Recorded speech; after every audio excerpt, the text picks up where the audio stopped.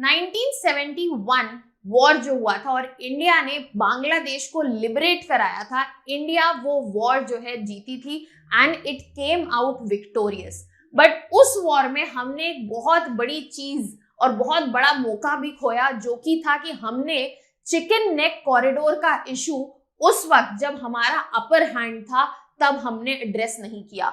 और यही chicken neck corridor, जिसको हम सिलीगुड़ी कॉरिडोर के नाम से भी जानते हैं, वो अब गले की हड्डी बन गया है given it's strategic importance of location. जहां पर चाइना तो इंट्रूजन की कोशिश कर ही रहा है लगातार, बट उसे प्रोटेक्ट करना, ये जो 25 किलोमीटर स्ट्रेच करता हुआ कॉरिडोर है, बहुत जरूरी है इंडिया की सिक्योरिटी और कनेक्टिविटी मेंटेन करने के लिए। क्योंकि अगर ये कॉरिडोर चोक होता है तो इंडिया मेनलैंड की कनेक्टिविटी नॉर्थ ईस्ट से खत्म हो सकती है। Hello students, welcome to Chahal academy. My name is Shubhangi Singh और आज हम बात करने वाले हैं कि कैसे इंडिया के पास एक मौका था चिकन नेक कॉरिडोर को वाइडन करने का, एक अच्छा अपॉर्चुनिटी था after the victory of 1971 war. Before we get into the topic, I thought we will be moving back to our topic. सबसे पहले बात करते हैं ये 1971 वॉर जिसको हम विक्टोरियस मान रहे हैं, उसकी मेजर अचीवमेंट्स क्या थी। सबसे पहला और बड़ा अचीवमेंट था कि बांग्लादेश का लिबरेशन हुआ, क्रिएशन हुआ, जो कि पहले ईस्ट पाकिस्तान था उसको फ्री करवाया गया और यहाँ पर बांग्लादेश का क्रिएशन हुआ। यहाँ पर मेन क्रेडिट जो है वो इंडियन आर्मी एंड एयरफोर्स को दिया जाता है, क्योंकि अगर ये इंटरवेंशन नहीं होता तो ये शायद एक रिवोल्ट की तरह बस कुचल दिया जाता। So it was Indian help that had help them achieve this liberation. उसके अलावा एक बहुत ही बड़ा मास सरेंडर भी देखा गया था इस वॉर में, जहां पर 93,000 पाकिस्तानी प्रिजनर्स ऑफ वॉर ने सरेंडर किया और ये one of the largest surrenders है in the modern history era. इसके अलावा अगर हम टेरिटोरियल गेन्स की बात करें तो इंडियन आर्मी एंड एयरफोर्स ने टेरिटोरियल गेन्स भी बहुत ज्यादा किए थे, जैसे कि 15,000 स्क्वायर किलोमीटर वो भी वेस्ट पाकिस्तान में कैप्चर हुआ था एंड ये टेरिटरी जो थी ये इस वॉर में गेन की गई थी। अगर हम बैटलफील्ड की बात करें, वॉर की बात करें, तो यस वहां पे अचीवमेंट तो हमें देखने को मिली ही, बट सर्टेन शॉर्ट कमिंग्स, जब हमें ये अचीवमेंट मिला, हमें ये विक्टोरी मिली, तो सर्टेन शॉर्ट कमिंग्स जो है वो पॉइंट आउट की जाती है कि उस वक्त इंडिया को ये नहीं करना चाहिए था। उनमें से सबसे पहले जो है बात हो रही है टेरिटरी रिटर्न की। इंडिया ने जो भी कैप्चर लैंड थी वो as it is under Shimla agreement जो है वो वापस की थी, बिना कोई डिस्कस्ड कंसेशंस विद पाकिस्तान, और इंडिया ने ये सारी कैप्चर्ड लैंड जो थी वो वापस कर दी थी। साथ ही साथ जितने प्रिजनर्स ऑफ वॉर सरेंडर जिन्होंने किया था, पाकिस्तानी प्रिजनर्स ऑफ वॉर, उन लोगों को भी रिलीज कर दिया गया था बिना किसी कंडीशन के। तो इन दोनों की ही वजह से यहाँ पर एक अपॉर्चुनिटी थी इंडिया के पास कि यहाँ पर हम नेगोशिएशन कर सके जो ऑनगोइंग इश्यूज थे, चाहे वो कश्मीर का इशू हो, चाहे जैसे सिलीगुड़ी कॉरिडोर की हम बात करें, तो ये नेगोशिएशंस को यूज किया जा सकता था for our advantage, but India ने नहीं किया। और ये एक डिप्लोमेटिक शॉर्ट कमिंग में हम काउंट कर सकते हैं कि हमने as it is without any condition territory भी रिटर्न की और साथ ही साथ प्रिजनर ऑफ वॉर भी रिलीज किए। द प्रॉब्लम हियर इज कि इंडिया जितनी बार अच्छी चीजें करता है, पाकिस्तान उसका जवाब एक बहुत ही खराब चीज से देता है। सो हमने जो यहाँ पर अच्छा बिहेवियर दिखाया, एक गुडविल, एक ह्यूमैनिटेरियन जेस्चर दिखाया, हमें उसका कोई फायदा होता हुआ नहीं दिखा इवन टिल कमिंग टाइम। और इसका एक सबसे बड़ा शॉर्ट कमिंग जो फील होता है एट प्रेजेंट टाइम वो है चिकन नेक की वल्नरेबिलिटी जो है उसको एड्रेस नहीं किया। तो अगर हम ये पर्टिकुलर मैप देखेंगे यहाँ पर, तो आप देख सकते हैं क्लियरली कि इन दिस पर्टिकुलर प्लेस ये जो चिकन नेक पतला सा कॉरिडोर है जो इंडिया के मेन लैंड को कनेक्ट करता है नॉर्थ ईस्ट से, इसका length and breadth is very limited. और अगर इसको चोक कर दिया जाए या कैप्चर कर ले, और यहाँ से आप चाइनीज डैगर भी देख सकते हैं, चाइनीज जो तिब्बत जो है एनेक्स्ड है चाइना के द्वारा, तो यहाँ पर आप देख सकते हैं कि ये जो है खुला हुआ है, it is open for Chinese protection, और इस वजह से इसका प्रोटेक्शन बहुत इंपॉर्टेंट है। सिर्फ कनेक्टिविटी के व्यू से नहीं बल्कि साथ ही साथ सिक्योरिटी के व्यू से, अपने बॉर्डर्स को यहाँ पर सिक्योर रखने के लिए ये बहुत ही जरूरी है। यहाँ पर एक और अपॉर्चुनिटी थी कि हम इस स्ट्रैटेजिक लोकेशन को वाइडन कर सके, सिक्योर कर सके, और हमने ये जो है इस इशू को एड्रेस नहीं किया। इस इशू को एड्रेस ना करते हुए ये प्रॉब्लम जो है ग्रेजुअली बढ़ती गई और हमारे पास एक बहुत ही बढ़िया मौका था इस इशू को एड्रेस करवाने के लिए, वो भी हमारे अपने फेवर में। अब अगर हम चिकन नेक कॉरिडोर की बात कर ही रहे हैं तो लेट अस अंडरस्टैंड कि सिलीगुड़ी कॉरिडोर की इंपॉर्टेंस क्या है। सबसे पहली बात, यहाँ पर ये जो 22 किलोमीटर वाइड कॉरिडोर है वो नॉर्थ ईस्टर्न स्टेट्स, जहां हम बात कर रहे हैं Sikkim, Assam, Meghalaya, Manipur, Mizoram, Arunachal Pradesh, Sikkim and seven sisters, basically उनसे जो कनेक्टिविटी है मेनलैंड इंडिया की वो इसी कॉरिडोर से इंश्योर होती है। साथ ही साथ ये कॉरिडोर जो है ये इंटरनेशनल बाउंड्रीज के पास है। नेपाल की इंटरनेशनल बाउंड्री है, बांग्लादेश की इंटरनेशनल बाउंड्री है, भूटान की इंटरनेशनल बाउंड्री है, और वहां पर जहां पर डोकलाम स्टैंड ऑफ हमें देखने को मिला वो भी इस कॉरिडोर के बहुत पास है। तो वी कैन अंडरस्टैंड कि इस ज्योग्राफिकली भी ये कॉरिडोर जो है कितना इंपॉर्टेंट है, और यहाँ पर नियरेस्ट बॉर्डर्स पर स्टेट्स नहीं है, यहाँ पर इंटरनेशनल कंट्रीज एग्जिस्ट कर रही है। साथ ही साथ अगर हम मिलिट्री सिग्निफिकेंस की बात करें तो कनेक्टिविटी हमें सिर्फ रेगुलर ट्रेड और इकोनॉमी के लिए नहीं चाहिए, हमें कनेक्टिविटी के लिए भी चाहिए। तो यहाँ पर हम क्लियरली देख सकते हैं चिकन नेक कॉरिडोर को, you can see this is the place we are referring to. अब यहाँ पे हमारे पास नेपाल की भी बाउंड्री है, यहाँ पे हमें भूटान की भी बाउंड्री है, बांग्लादेश, और ये जो आप पोर्शन देख सकते हैं ये तिब्बतन चाइना का इंट्रूजन है, जिसको हम चाइनीज डैगर के नाम से भी जानते हैं, तो इस वजह से यहाँ पर इस लैंड को, ये जो कॉरिडोर है इसको प्रोटेक्ट करना बहुत जरूरी है, क्योंकि जो ट्रूप्स हैं उनका movement to protect all these borders वो भी वहीं से होगा। अगर यहाँ पर किसी भी तरह का प्रॉब्लम होता है तो इंडिया का जो मेन लैंड है वो डायरेक्टली डिस्कनेक्ट हो जाएगा सिक्किम और सेवन सिस्टर्स से।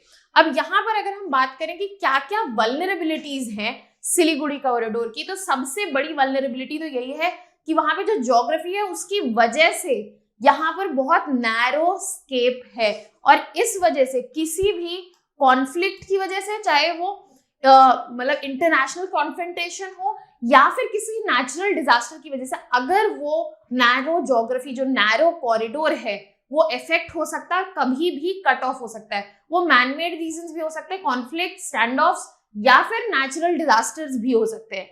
साथ ही साथ एक बहुत बड़ी वल्नरेबिलिटी सिलीगुड़ी कॉरिडोर के साथ जुड़ी हुई है प्रॉक्सिमिटी टू चाइना, कि वो चाइना के बहुत पास है, चाइना की हरकतें specially with related to Indian borders कभी भी ठीक नहीं रही है। तो यहाँ पर चाइना का इतना क्लोजली प्रेजेंट होना, स्पेशली विद अ कॉरिडोर जिसपे हमारा कंट्रोल बहुत जरूरी है, बहुत ही प्रॉब्लमैटिक है, इसलिए ये जगह बहुत ही वल्नरेबल हो जाती है, और इस वजह से हमें बहुत सारे जियोपॉलिटिकल चैलेंजेस देखने को मिल सकते हैं, जिसका नाम मैं बार बार ले रही हूं। मैंने अभी डोकलाम स्टैंड ऑफ की बात की, तो डोकलाम स्टैंड ऑफ जो है वो एक क्लासिक एग्जाम्पल है कि अगर यहाँ को हमें प्रोटेक्ट करना है तो हमें अपना स्टैंड लेना पड़ेगा, और जो कि डोकलाम स्टैंड ऑफ में हमने अपना प्रेजेंस दिखाया, चाहे वो डिप्लोमेटिकली हो चाहे वो मिलिट्री पावर से हो, हमने दोनों ही तरीके से दिखाया। हमने वॉर लाइक सिचुएशन को उस पर्टिकुलर स्टैंड ऑफ में अवॉइड किया।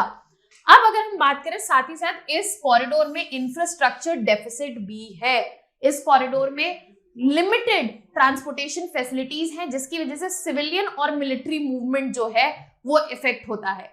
अगर आप बात करें, हम वापस जाते हैं उस मैप पे, अगर आप बात करें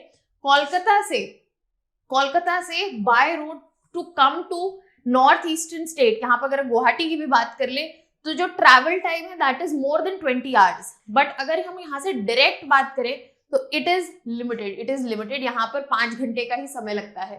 तो यहाँ पे ऑप्शंस बहुत सारे हैं जिनके बारे में हम एंड में बात करेंगे, बट स्ट्रैटेजिकली बहुत इंपॉर्टेंट है सिलीगुड़ी कॉरिडोर, और इसकी वल्नरेबिलिटी भी बहुत ज्यादा है। इस वजह से बहुत इंपॉर्टेंट था 1971 के वॉर में कि हम इसकी वल्नरेबिलिटी को ध्यान रखें और इसकी इंपॉर्टेंस को भी ध्यान रखें, और इसके लिए कोई नेगोशिएशन किया जाए ताकि हमारी प्रॉब्लम सॉल्व हो सके। बट ऐसा कुछ भी देखने को हमें नहीं मिला। अब सवाल ये है कि आखिर इंडिया ने ऐसा किया क्यों? क्या क्या ऐसा हुआ कि इंडिया ने अपनी विक्ट्री को यूज ही नहीं किया कि वो सिक्योर कर सके, टाइटन कर सके सिलीगुड़ी कॉरिडोर को, या फिर वाइडन कर सके वहां पे जो सिक्योरिटी, कुछ भी ऐसा क्यों नहीं हुआ? ऐसा तो नहीं है अगर आज हम इस बारे में बात कर रहे हैं तो उस वक्त ये क्वेश्चन नहीं आया होगा, बट कुछ तो रीजंस रहे होंगे कि the government that was headed by Indira Gandhi at that time, उन्होंने डिसाइड किया कि नहीं, ये इस वक्त हम एड्रेस नहीं करेंगे। तो अगर हम रीजंस की बात करें तो एक सबसे बड़ा रीजन जो कोट किया जाता है दैट इंदिरा गांधी गवर्नमेंट वो प्रायोरिटाइज करना चाहती थी ह्यूमैनिटेरियन और डिप्लोमेटिक गोल्स को। उनका ये था कि टेरिटोरियल एक्सपेंशन से फायदा नहीं होगा, we should focus on being a मसीहा, वी शुड बी अ मसीहा फॉर स्मॉलर नेशंस, एंड वो हमें लुकअप करे और ये एग्जाम्पल सेट करेगा कि इंडिया जो है वो एक पीसफुल कंट्री है, वो डायलॉग्स में विश्वास रखता है, डिप्लोमेटिक रिलेशंस में विश्वास रखता है, और वो टेरिटोरियल एक्सपेंशन पे विश्वास नहीं रखता है। It is not that kind of country. तो इंडिया जो है अपनी इमेज एक पोर्ट्रे करवाना चाह रही थी वहां पे। इंदिरा गांधी गवर्नमेंट का इंटेंट जो था ये था, और ये डिसीजन जो लिया गया उसका मेन एम्फेसिस था कि भाई रीजनल स्टेबिलिटी जो है वो बनी रहे। अगर हम बांग्लादेश से, जो एट प्रेजेंट बांग्लादेश है वो लिबरेट तो हो ही गया था, उसे स्टार्टिंग में ही as a super power present कर रहे कि हम रीजनल पावर हैं, तो एक बिटरनेस रह सकती है जो कि हमें लॉन्ग टाइम में इफेक्ट करेगी। अब जैसा कि अटल बिहारी वाजपेयी ने कहा था कि आप अपने दोस्त तो बदल सकते हैं बट अपने नेबर्स को नहीं बदल सकते, तो बांग्लादेश हमारा नेबर था, अब नेबर हो गया है तो इसका ध्यान लॉन्ग टर्म तक रखना है। तो यहाँ पर किसी भी तरह की एनिमोसिटी को प्रमोट नहीं करना चाह रहे थे। दैट इज वाई यहाँ पर फोकस रहा कि हम जो अपने एजेंडाज हैं, अगर सिलीगुड़ी कॉरिडोर को बढ़ाना है तो टेरिटोरियल एक्सपेंशन तो करना पड़ेगा, और एक्सपेंशन किस तरफ होगा? अगर बांग्लादेश वहां पर क्रिएट हुआ है, न्यूली क्रिएटेड स्टेट है, तो उनकी तरफ हमें पुश करना पड़ेगा। तो इंडिया ऐसा बिल्कुल नहीं करना चाहता था। फर्स्ट रीजन ये था कि भैया हम दिखाना चाहते हैं कि स्मॉलर नेशंस के हम करता धरता हैं, और यहाँ पर हम कोई एक्सपेंशनिस्ट पावर नहीं है, हम किसी के ऊपर राज हुकूमत, अपना टेरिटोरियल एक्सपेंशन नहीं चाहते। उसके अलावा अभी जो बांग्लादेश बनाया है उसके साथ पंगे नहीं लेने थे, दुश्मन नहीं बनाना था। अगर किसी तरह का रीअरेंजमेंट या रीड्रॉइंग ऑफ बॉर्डर्स होता बांग्लादेश के साथ, इसकी वजह से लॉन्ग टर्म बिटरनेस आ जाती, खटरपटी चलती रहती। इतना करने के बाद भी इंडिया को काफी बैकलैश मिलता रहता है, अप एंड डाउन। उसने अपने बांग्लादेश के रिलेशंस के साथ काफी समय देखे हैं। अगर ये स्टेप तब ले लिया होता तब तो पिक्चर ही बहुत अलग होती। तो यहाँ पर इस लॉन्ग टर्म सोच के साथ इंडिया ने यहाँ पर इस चीज पे फोकस नहीं किया, इस चीज को यूज नहीं किया। और भी बहुत सारे रीजन थे। दूसरा रीजन था कि इंडिया जो है मेंटेन करना चाहती थी अपनी इमेज कि हम एक पीस लविंग नेशन है, और इंडिया जो है बिड कर रही थी एक परमानेंट सीट के लिए इन यूएनएससी। अब यूएनएससी सिक्योरिटी काउंसिल, जो यूएन सिक्योरिटी काउंसिल, अगर उस वक्त इंडिया ने ये एक्सपेंशनिस्ट अप्रोच ले ली होती और नहीं दिखाया होता, तो शायद इंडिया का जो मोटिव था यहाँ पर अपनी इमेज दिखाने का वो फुलफिल नहीं होता, और यहाँ पर जो परमानेंट सीट थी वो भी कॉम्प्रोमाइज होती। Other than that strategic priorities बहुत इंपॉर्टेंट थी। यहाँ पर इंपॉर्टेंट था कि बांग्लादेश के साथ जो है हम अपने टाइज को मजबूत रखें, ताकि यहाँ पर जो भी चाइना का इन्फ्लुएंस आएगा इन कमिंग टाइम्स, हमने ऑलरेडी 1962 में चाइना का बिहेवियर देख चुके थे, हमें पता था चाइना क्या क्या कर सकता है, कैसे केपेबल है, we can not place trust there. तो यहाँ पर उसको ध्यान में रखते हुए स्ट्रैटेजिकली प्रायोरिटाइज किया कि भाई बांग्लादेश जो है वो हमारे साथ होना चाहिए, ताकि ये जो चाइनीज इन्फ्लुएंस है वो जो है हम उसको एनकाउंटर कर सके।